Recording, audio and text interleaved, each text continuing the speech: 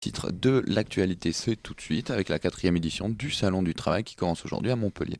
Et jusqu'à demain, elle se tient au Parc des Expositions, cette 4e édition du Salon du Travail Avenir Formation, Salon TAF.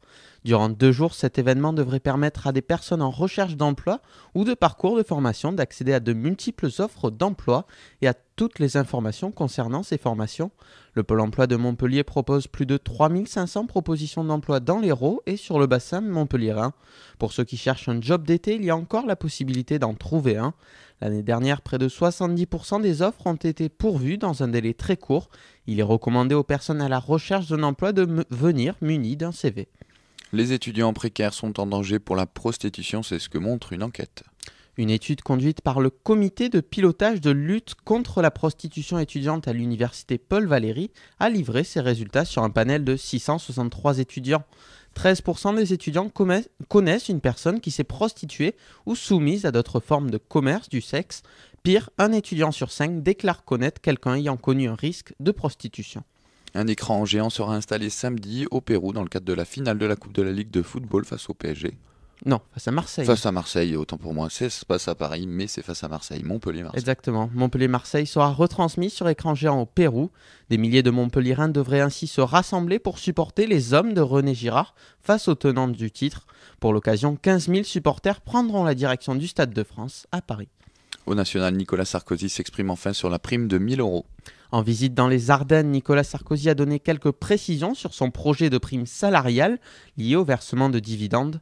Elle sera soumise à négociation entre patronat et syndicats pour les entreprises du CAC 40.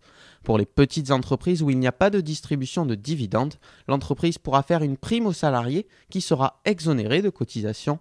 On ne les obligera pas, mais on les incitera, a précisé le président. Il a aussi défendu un système simple. Le chef de l'État a critiqué au passage Laurence Parisot, qui avait jugé le projet présidentiel incompréhensible. Évacuation des locaux de Normal Sup par la police. Les locaux de l'école normale supérieure, occupés depuis plusieurs semaines par des étudiants et des grévistes, ont été évacués hier mardi matin par la police.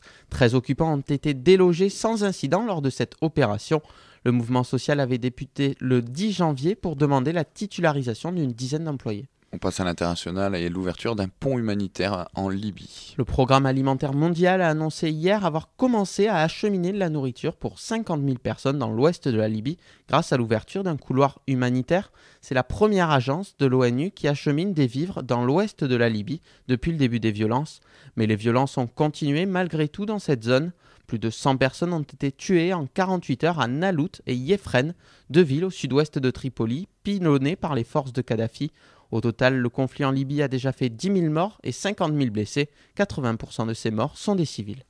On passe à la Syrie. Un sitting géant a été organisé pour demander le départ du président syrien. Le gouvernement, de son côté, lève l'état d'urgence. Dans la ville de Homs, plus de 20 000 personnes sont rassemblées depuis lundi soir pour réclamer la chute du régime de Bachar al-Assad. Ce sitting a pour but de se poursuivre jusqu'à la chute du régime. Il se déroule sur la place de l'Horloge, rebaptisée place Tahrir, comme celle du Caire. Les manifestants ont érigé des tentes et apporté de la nourriture. Au moins 200 personnes ont été tuées depuis le début de la contestation dans le pays, selon Amnesty International. Le gouvernement syrien a néanmoins lâché du lest hier. Il a approuvé un projet de loi pour la levée de l'état d'urgence en vigueur depuis 1963. C'était une des principales revendications des contestataires. Elle réduisait jusqu'à présent les libertés publiques, imposait des restrictions sur la liberté de réunion et de déplacement et permettait l'arrestation de suspects ou de personnes menaçant la sécurité. Le régime a aussi appelé la population à ne plus participer aux manifestations qui secouent le pays depuis plus d'1 mois. À Cuba, Fidel Castro renonce à la direction du Parti communiste et la laisse à son frère Raúl Castro. Fidel Castro a confirmé hier qu'il renonçait à la direction du Parti communiste cubain en demandant à quitter le comité central du parti. L'ancien dictateur âgé de 84 ans et très malade a été le premier secrétaire du Parti cubain depuis sa création en 1965.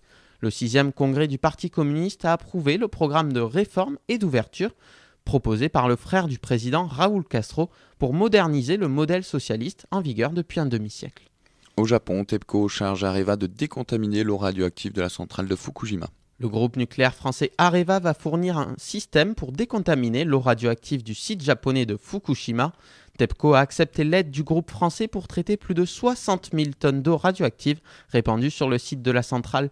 La présence de cette eau hautement contaminée empêche les ouvriers d'intervenir dans les installations pour établir les circuits de refroidissement de la centrale.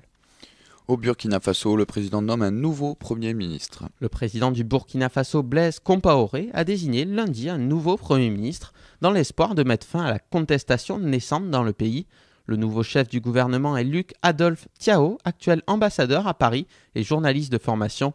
Le précédent Premier ministre avait été limogé vendredi avec l'ensemble de son cabinet à la suite de violentes manifestations étudiantes et de rébellions au sein de l'armée. Des violences aussi éclatent au Nigeria après les élections présidentielles. Le nord musulman du Nigeria s'est embrasé après les résultats du scrutin présidentiel de samedi, pourtant considéré comme l'un des plus crédibles depuis des décennies par les observateurs. Selon les résultats définitifs transmis lundi par la commission électorale, Goodluck Jonathan, président sortant originaire du Sud chrétien, a été largement réélu face à Muhammadu Buhari, un musulman du Nord qui a déjà perdu les élections en 2003 et 2007. Cette élection et les violences qui ont suivi ont fait 33 morts. On passe à l'Espagne où un incendie a provoqué l'évacuation de la Sagrada Familia, cathédrale de Barcelone. L'incendie aurait été déclenché vers 8h45 hier par un homme âgé d'environ 55 ans et visiblement déséquilibré mental. L'homme était porteur de plusieurs briquets et aurait été vu par des touristes en train de mettre le feu à des soutanes. Il a été immédiatement interpellé par la police. Le feu a été maîtrisé à la mi-journée sans faire de blessés parmi les 1500 touristes évacués. Si du mobilier a été endommagé par les flammes, la structure du bâtiment est intacte, a rassuré la police. 4 ouvriers ayant respiré des fumées ont été hospitalisés par précaution. Et il y a un an, jour pour jour, une plateforme pétrolière explosait au large des côtes américaines. Le 20 avril 2010, l'explosion de la plateforme Deepwater Horizon donnait naissance à la plus grande marée noire de l'histoire des États-Unis et faisait 11 morts. Un an après, le pétrole déversé pollue encore l'océan et met en péril la faune, sans parler du lourd bilan supporté par les économies des États de Floride, du Mississippi, d'Alabama et de Louisiane. Merci Clément, un point sur la météo, 11 degrés ce matin je crois. 11 degrés ce matin et 21 cet après-midi. Avec des nuages. Avec un peu de nuages. Voilà. Ok, merci, on te retrouve